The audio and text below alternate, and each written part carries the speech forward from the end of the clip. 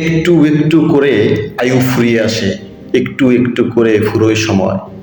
মৃত্যু এসে দাঁড়িয়ে থাকে খুব কাছাকাছি, তবু তার ছায়ারা থাকে আয়ময়।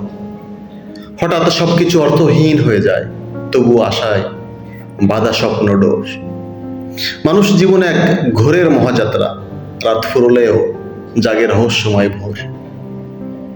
অনুভবেই আল্লাহ ঈশ্বর প্রভু, অনুভবেই প্রেম বিরহ সুখ, অনুভবেই ধর্ম অধর্ম অবস্থান করে, অনুভবেই মায়া শোক ও দুঃখের অসুখ।